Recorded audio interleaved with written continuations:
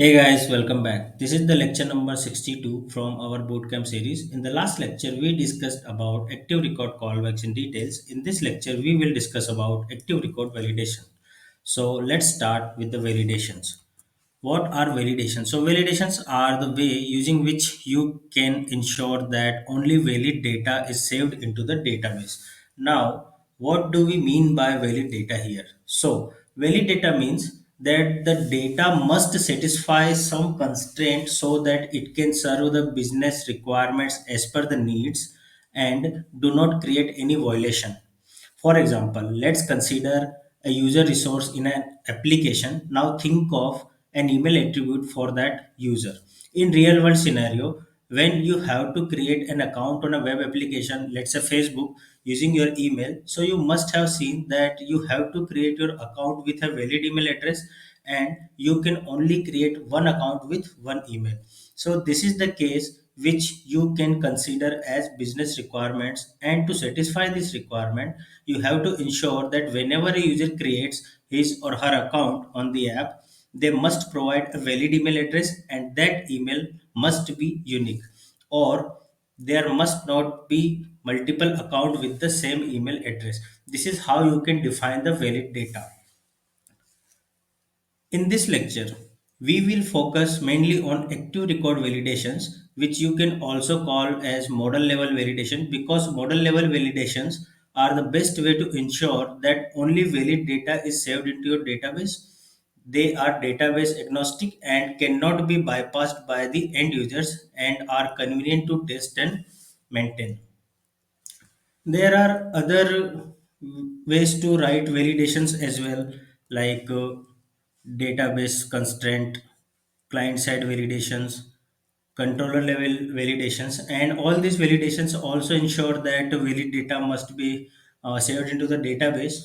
But with database constraint, it makes the validation mechanism database dependent and can make testing and maintenance more difficult. For example, some application uses MySQL as a database, some uses Postgres as a database, and some uses other relational or NoSQL database. And each database has its own mechanism to ensure the constraint and satisfy the database constraint. So when it is database dependent, then it would be difficult for testing and maintenance for you. Client side validations can be useful, but they are generally unreliable if used alone. However, client side validation can be a convenient way to provide user with immediate feedback that what they are doing wrong. For example, you can use HTML required true attribute for applying that whenever you submit a form, all fields have been must all fields must be filled into the form. So you can do this with very basic client side HTML validation, or you can apply some JavaScript validation as well. But they can be played by, or they can be modified by the browser, or the user who is using on the browser, who is using the form on the browser. So it's unreliable. However, this can provide you immediate feedback that what you are doing wrong. Controller level validation we normally avoid, okay, because we can handle the server side validation in the controllers as well, but just to keep the controller thin, because they are heavily used when request comes, and they are mainly responsible for getting requests from routes and then serving the views and querying the model. So we just try to keep controller thin, so we should avoid writing controller level validations. Okay. Now, when validation is performed, so validation do not perform when you instantiate a new model instance. This get invoked when you try to save, create, or update them. So at three stages, validation can be applied. That when you call create action, when you call update action, and when you call save action, and you can call all these three methods with bang operator as well. So let's see the example of it. Open the console. Okay, oh, it is already open. Let's exit this first and then open it again. Let's make it clear. Now open your Rails console. Now instantiate an student object. So let's do student equal to student dot new. Okay, so if you check at the student's entry, you can see that everything is nil so far, or every attribute in the student object is nil so far. Okay, so at this stage validations are not applied. Now if you check the student model, let's open the student model here. And in this student model, you can see that we have validations for first name, last name, and email, which is present true. So we cannot save an student without uh, providing this first name, last name, and email. Now our student model is now our student instance is very empty, and when we call student.create, then validation will apply, but not on the instantiation. For example, if you do this like, let's say student.create.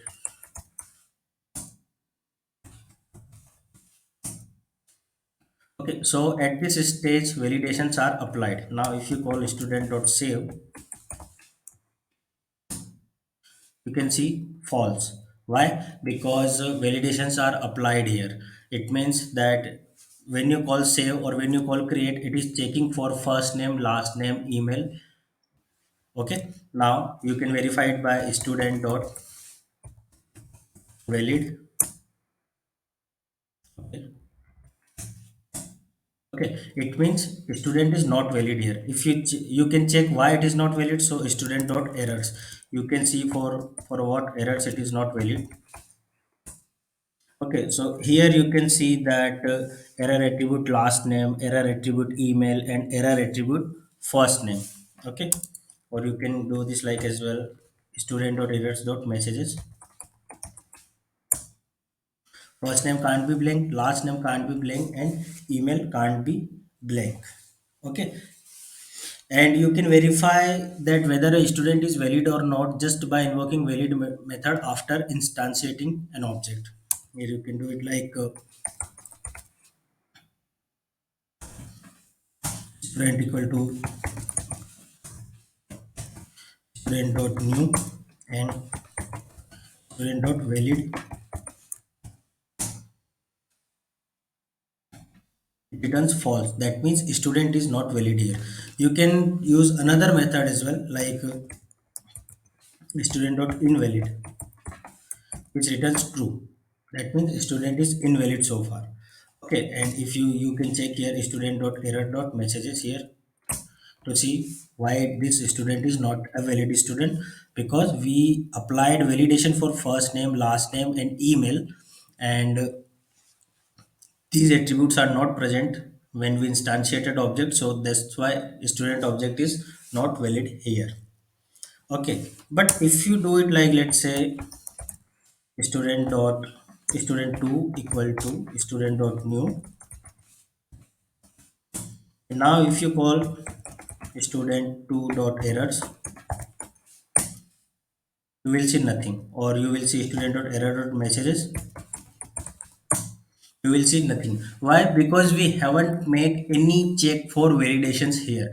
But if we call student dot valid or student dot invalid and then you check for errors, then you will see the errors. So let's check for the student dot valid.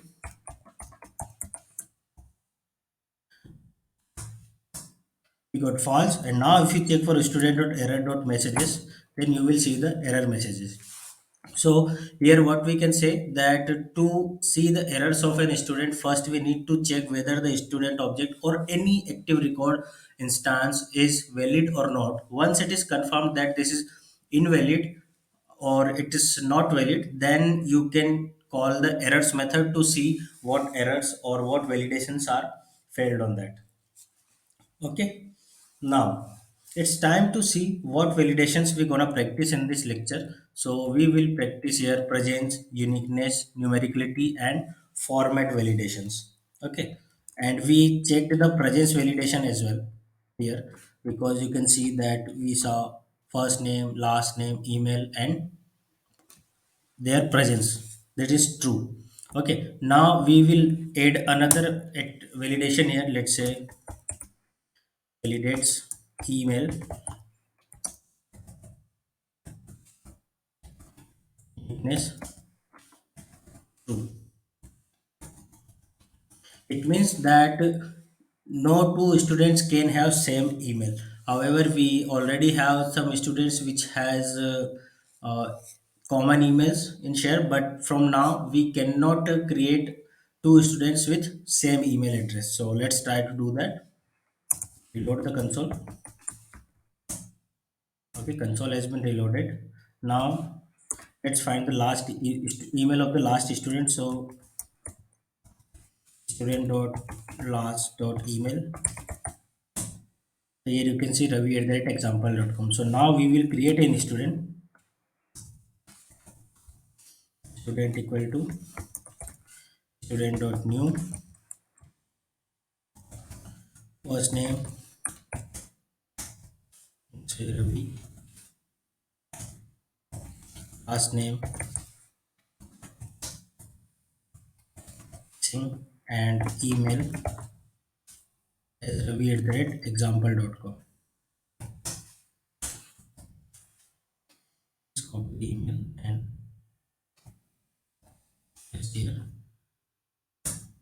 Now let's check student dot valid.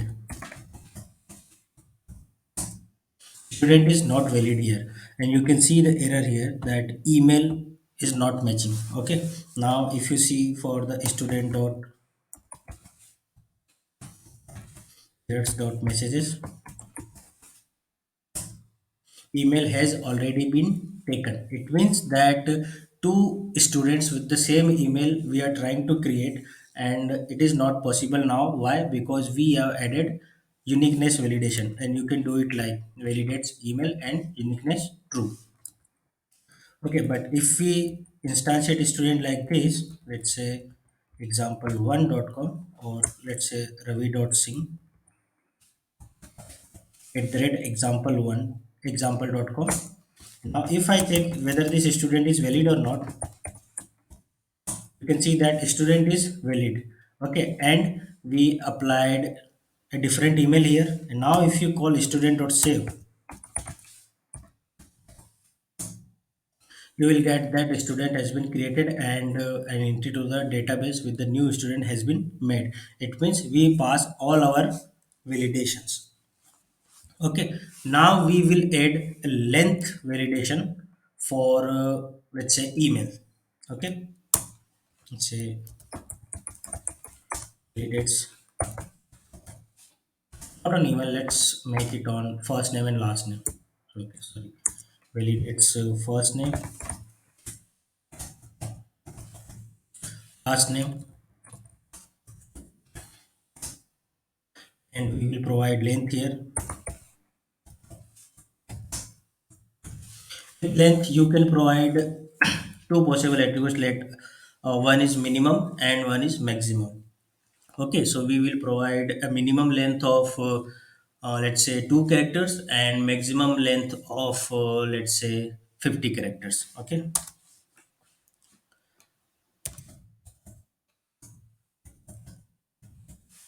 minimum let's say 3. Okay, let's make it 2 only, and maximum let's make it. Okay, now save this, reload the console, create the same student with another example, another email, ravi.ravi1, and let's make it 1 character, and let's make it 1 character. So now we have first name as R and last name as S, and email is valid and unique.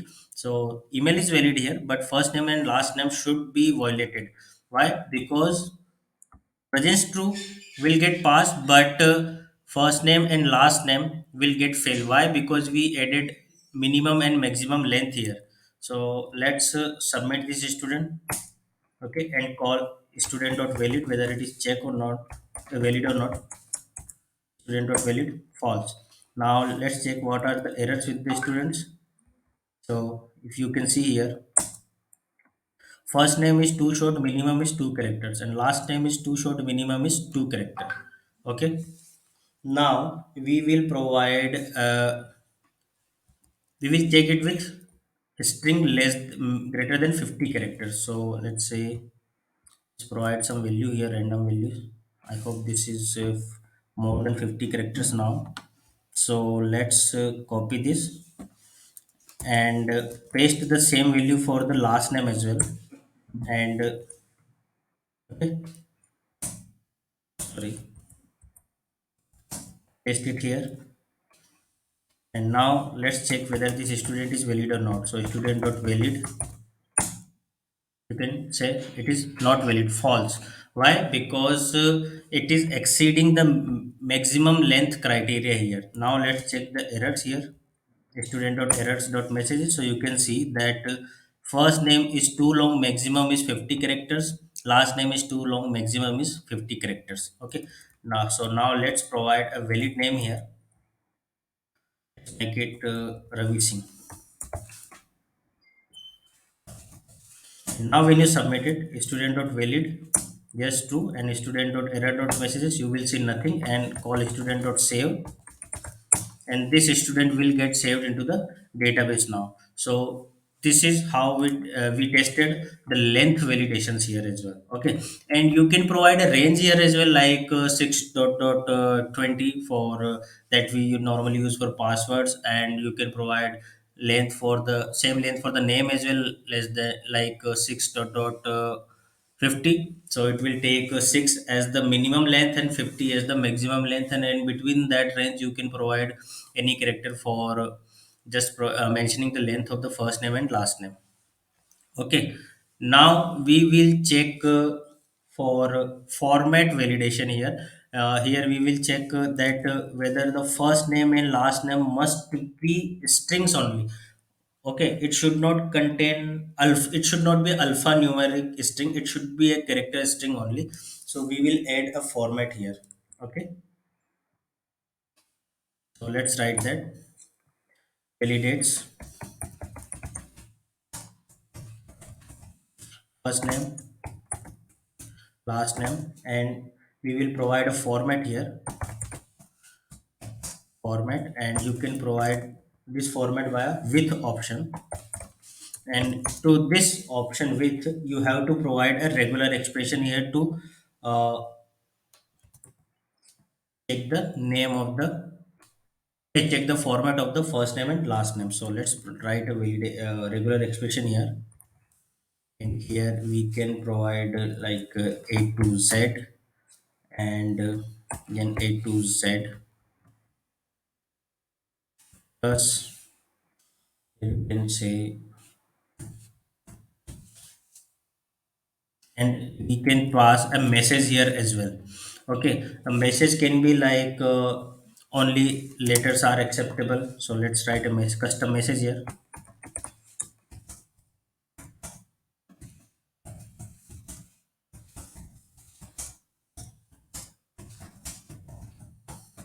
Only letters are allowed. Now we can check by creating another student with providing first name and last name as a integer values or some alphanumeric string, and we will see the format error for that. Okay, so let's open your console, reload the console first.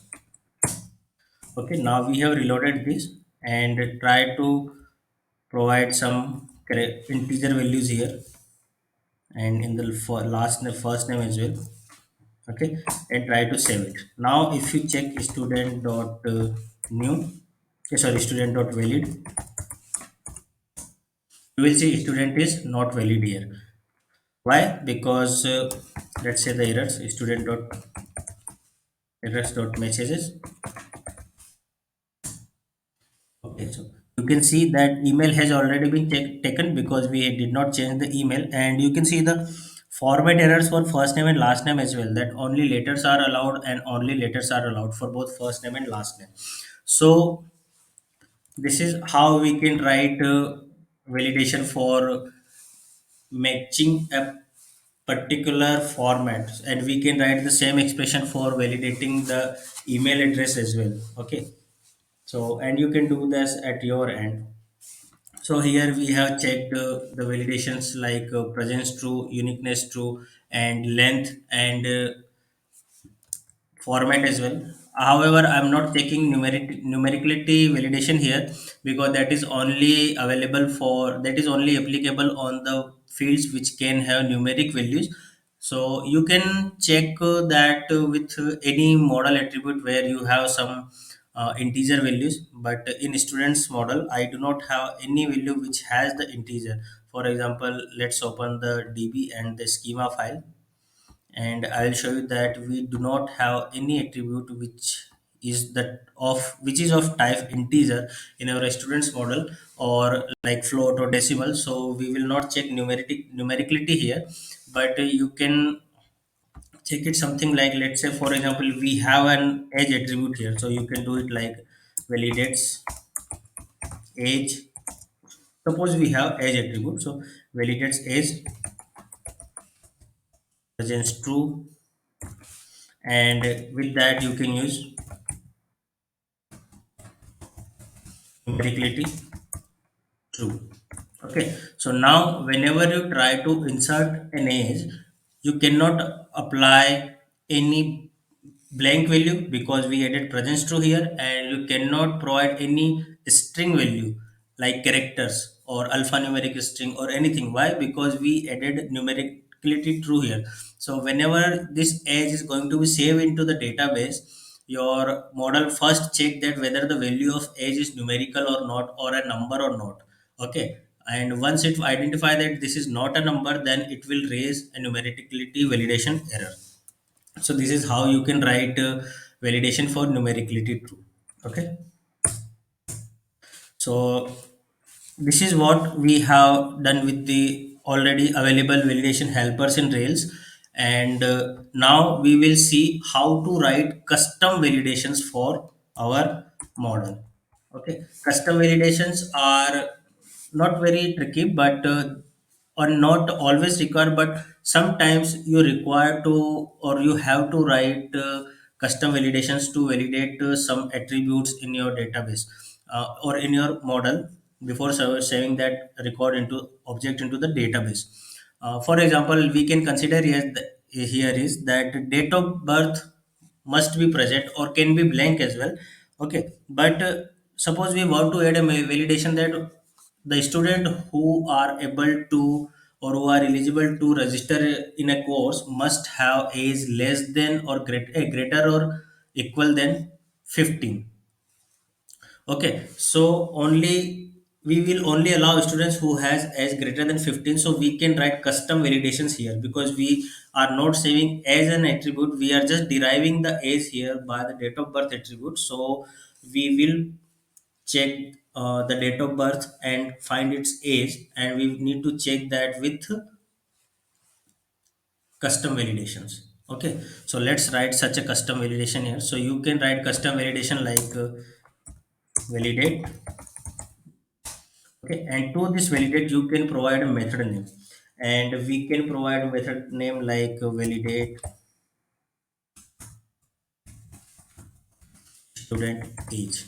Okay, just like callback. So you need to provide validate, just need to make sure that you do not write validates here. Validates means you are using available validation helpers in the rails. Just make sure that you are using validate here. Okay, now let's implement this method. Def validate student age, and in this method we will write our custom logic to validate that date of birth must be in such case that it should not derive as less than 15. Okay, it should be greater or equal than 15. So let's write the case. So first we need to check that whether the date of birth is present or not. We will only check this validation if date of birth is present. So let's paste this here, and find age here as well. Use the same code. Okay, and let's write in here. Now, if age is greater or equal than 15, sorry, less than 15, because it should be greater or equal than 15, so we will check with for less than 15. Now we can add an error here. So errors dot add age, and here you can provide, please provide valid, well, date of birth here. Age must be greater than 15. Sorry, typo mistake. Okay, so now what this method will do, that first it will check that whether the date of birth of a student is present or not. If that is present, then derive the age by having this method, age equal to date dot today dot year, date of self dot date of birth dot year. Okay, this will find the age, and now you have to check that if the age is less than 15, then you have to calculate it. Okay, now save it, and let's try to create a new student. Load the console and use the same student here that we have used here. So now let's write, change its email and provide date of birth, date of birth. Let's say date dot today minus 10 dot years. Okay, now if we check that whether the student is valid or not, is false. Why? Now check the errors. Student dot errors. You can see that error type attribute age, please provide a valid date of birth here. Age must be greater than 15. Okay, so here the age is not 15 now, because today's year is 2022 and minus 10 should be 2012, so it is only 10 years of old student. Okay, or you can check the full messages here as well. Age, please provide a valid date of birth here. Age must be greater than 15. Okay, now let's provide a valid age, and let's say 20 years. Okay, and now if you check student is valid or not, student dot valid, student is valid, and when you click student dot save, this student will be saved into the database. So here we have seen that how we can use custom validations as well. So first of all, define your already existing validations like presence true, length validation, format validation, and numericality validations, and other validations which are like inclusion and exclusion, which are supported by Rails. And if you feel that you need some custom validations which is not provided by Rails, but you have to validate your data or your business requirement through those validations, then it's very easy to write such validations. You just need to define a validate and then method name, and within that method name you can write your logic here. And when your logic satisfies, then just write the line errors dot add age, and then whatever the attribute name you want to provide here, and you can make these uh, changes, or you can provide a validation error message here. Now it's time to check all these validations on the form, since we have only checked these validations on console as well. But now let's see how these validations should see works on the form. Okay, so this is the student form. You can start your server and open the students.new in your browser. Now let's provide a alphanumeric string here to check that where our validations format validations are working or not, and provide an existing email, let's say ravi@example.com.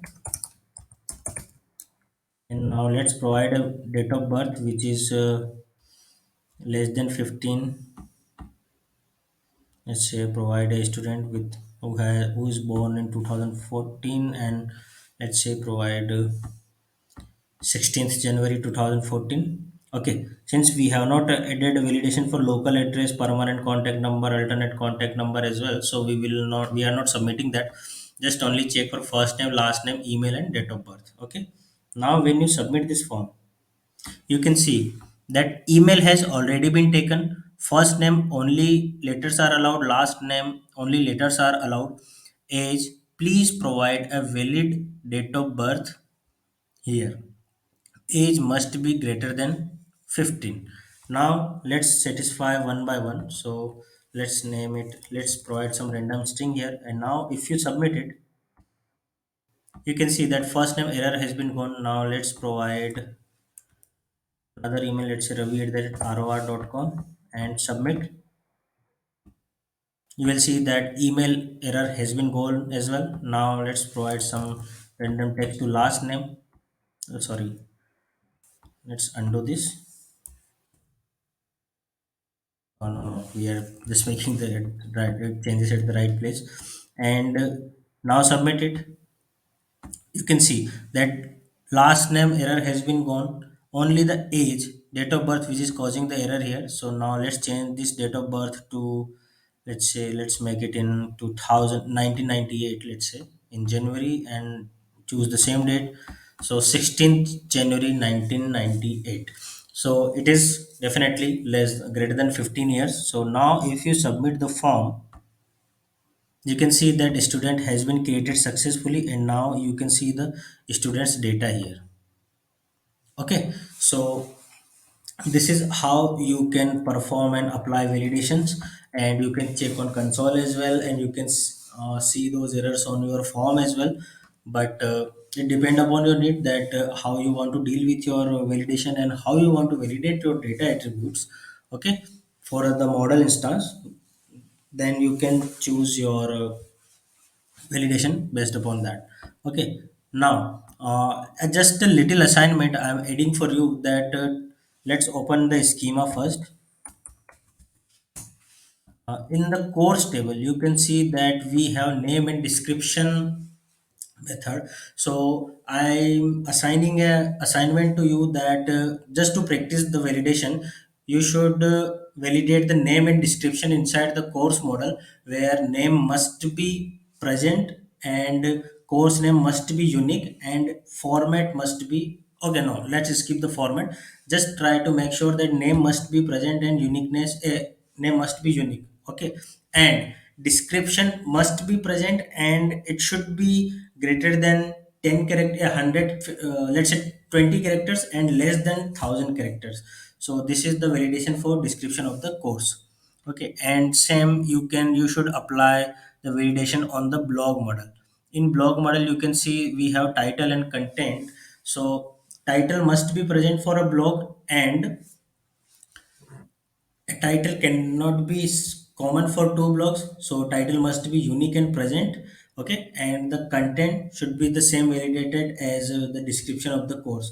You must write validation for making sure that content of the article is present, and it should be, and its length should be greater than 10 characters and less than 1000 characters. Okay, so just try these validations at your end. Okay, and that's all. This is all about from this lecture. I hope I have provided brief but enough details about active record validations. You can try more advanced and other validation at your end as well. I will add the link of the validation guide into the description of the video. You can also let me know if there is anything where you need my help. Just mention in the comment, and I will reply as soon as I see that. Okay, so thanks for watching this. Let's meet into the next lecture. Till then, tata, goodbye, take care, and stay safe.